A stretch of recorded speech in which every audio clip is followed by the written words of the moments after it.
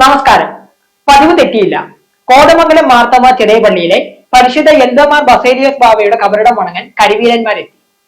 ആഗോള സർവ്വമത തീർത്ഥാടന കേന്ദ്രമായ കോതമംഗലം മാർത്തോമ ചെറിയ പള്ളിയിലെ കന്നി 20 പെരുന്നാൾ കൊടിയിറങ്ങുന്ന ദിവസം നാടിൻ്റെ നാനാഭാഗത്തു നിന്നായി പള്ളിയുടെ പൂമുഖത്തെത്തി ആനകൾ വണങ്ങുന്നത് പതിവാണ്. ഇന്ന് വൈകിട്ടാണ് 10 ദിവസം നീണ്ടു നിൽക്കുന്ന ഈ ദേവാലയത്തിലെ ചരിത്രപ്രസിദ്ധമായ കന്നി 20 പെരുന്നാൾ കൊടിയിറങ്ങുന്നത്. കാലടി മഹാലക്ഷ്മി കുട്ടിക്കൃഷ്ണൻ, മുണ്ടക്കൽ ശിവാനന്ദൻ എന്നീ ആനകളാണ് ഇന്ന് കബറിടം വണങ്ങാൻ എത്തിയത്. സെപ്റ്റംബർ 25 കൊടിയേറി ഒക്ടോബർ 4 വരെയുള്ള 10 ദിവസം നീണ്ടു നിൽക്കുന്നതാണ് ഇവിടുത്തെ കന്നി 20 പെരുന്നാൾ ആഘോഷം.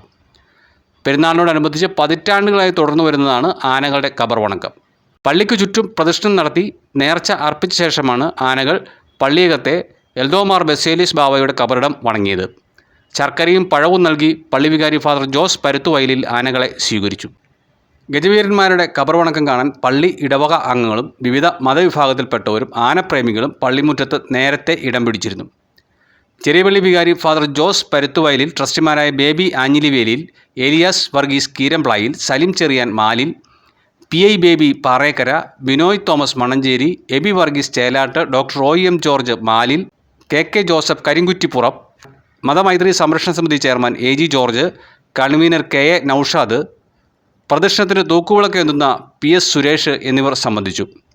ആനകളുടെ കബർ വണക്കം പുരാതന കാലം മുതൽ തുടർന്നു വരുന്ന ഒരു ആചാരമാണെന്ന് പള്ളി വികാരി ഫാദർ ജോസ് പരുത്തുവയലിൽ പറഞ്ഞു.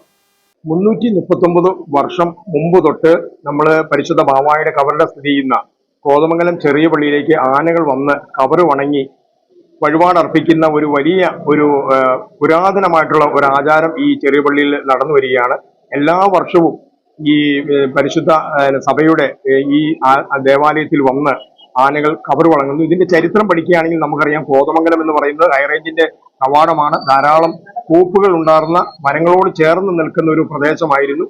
ഇവിടെ ധാരാളം ആളുകൾ ആനകളെ വളർത്തി പരിപാലിച്ച് അവരുടെ ഉപജീവന മാർഗത്തിന് വേണ്ടി ആനകളെ കൊണ്ടുനടന്നു. അപ്പൊ അതിന്റെ ഉടമസ്ഥന്മാരെല്ലാം എല്ലാ വർഷവും കന്നി 20-ാം തീയതി അവരുടെ ഉടമസ്ഥയിലുള്ള ആനകളെ കോതമംഗലം ബാവായുടെ കബറിങ്കിൽ കൊണ്ടുവന്ന് വഴിപാടർപ്പിക്കുന്ന ഒരു ചടങ്ങ് 339 കൊല്ലവുമായിട്ട് തുടർന്നുകൊണ്ടിരിക്കുകയാണ്. ഈ വർഷവും ആ ആചാരം തെറ്റിക്കാതെ പതിവ് പോലെ ഗജവീരന്മാർ ഇന്ന് കടന്നു വന്നു.